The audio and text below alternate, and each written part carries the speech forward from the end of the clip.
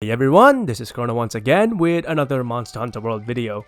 So with August being here, we're still waiting for Capcom to deliver us the next developer's diary at some point this month.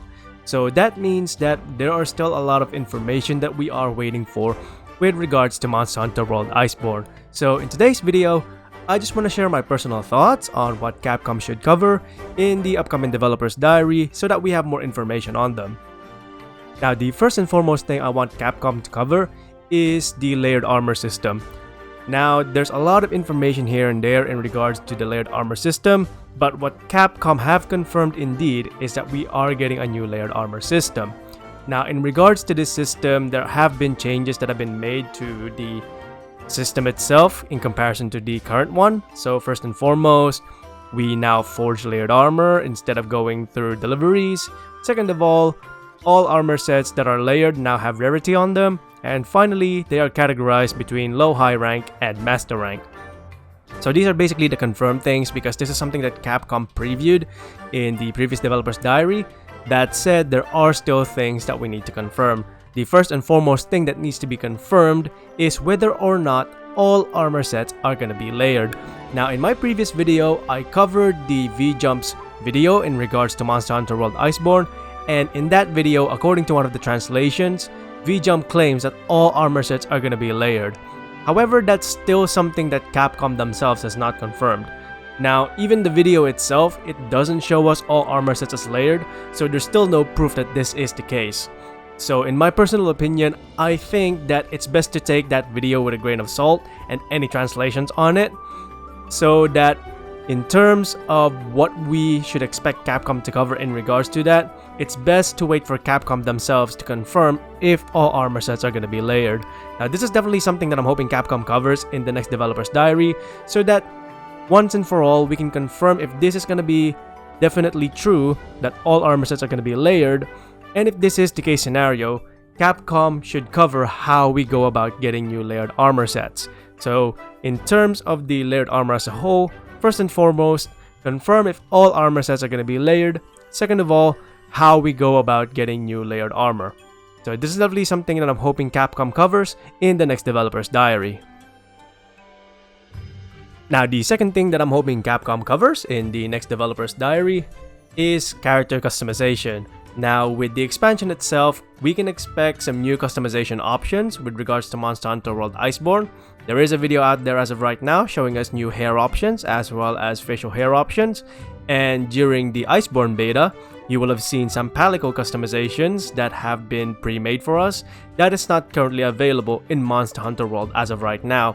So I'm definitely hoping that Capcom gives us a little bit of a taster as to what we can expect when it comes to customization of our characters as well as our palico in the next developer's diary, just so we have an idea as to how big the difference is between customization as of current and customization once Iceborne hits this September. So I'm really hoping that this is something that Capcom covers in the next developer's diary.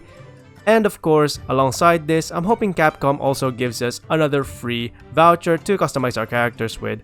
Now, when the first time they showed us the character customization vouchers, they gave us one for free, and then the rest of it you had to buy through the DLC.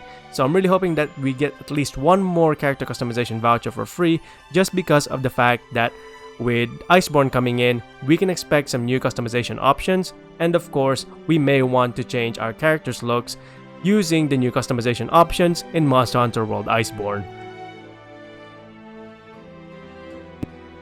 Now, in terms of the one final thing that I'm hoping Capcom covers in the next developer's diary, the final thing that I'm hoping Capcom covers is new monsters. Now, as of right now, we have 5 confirmed returning monsters in Monster Hunter World Iceborne, alongside the 6 subspecies and the 1 variant. Now, in terms of variants, I'm not too concerned about them as of right now, just because of the fact that when it comes to subspecies and variants, they're pretty much treated the same in terms of how they are designed by Capcom. So, new monster attacks, a slight alteration to their appearance, or if you're a subspecies, it's quite a major alteration in the appearance, new attack patterns, more aggressive behavior, and so on. So this is definitely something that I'm not too concerned about, just because we've seen how subspecies and variants are approached by Monster Hunter World Iceborne, and pretty much how Capcom does this in general throughout the Monster Hunter series. However, when it comes to new monsters, the new monster roster is feeling a little thin right now. So as of right now, we only have 3 confirmed new monsters, which is Banbaro, Beotodus, and Volcana. So what I want Capcom to do is give us at least one more new monster in the next developer's diary, because we are getting closer to Iceborne, and I'm really hoping that we get at least one more new monster, so that it confirms to us that Capcom have not just been focusing on creating the returning monsters and improving them, they've also been focusing on creating new monsters that's unique and exclusive to Monster Hunter World Iceborne. Now, if you're familiar with how the game goes, they take in previous monsters from the previous game. So for example, Rathalos, Rathian, the Baroth and whatnot. So they'll take that and then they'll put it into the next generation of the game. And then the next generation also has a unique roster of new monsters. Now this is definitely something that I'm hoping Capcom does a bit more on when it comes to Iceborne, because as of right now, we have the 3 new monsters in Iceborne confirmed, but that's about it. We have a lot of confirmed returning monsters. 5 confirmed returning monsters are already in Iceborne, so Galavinus, Tigrex, Nargacuga, Barioth, and of course the Teased Brachydios. So that's already 5. Then we've got the 6 subspecies and the 1 variant, so already you can see how big the roster is. You have an idea of just how big it is, but when it comes to the roster of new monsters, it still feels a little bit thin just because of the fact that there's only 3 and they've only focused on the 3. So one more new monster is definitely something I'm hoping Capcom covers in the next developer's diary. And that is pretty much it for me today. I just wanted to make this quick video just before the developer's diary hits this August, just because of the fact that there are still a lot of information that needs to be confirmed. And of course, with people posting, for example, spoilers, rumors and whatnot, there's still a lot of information that needs to be confirmed, especially when it comes to certain systems like the new layered armor system.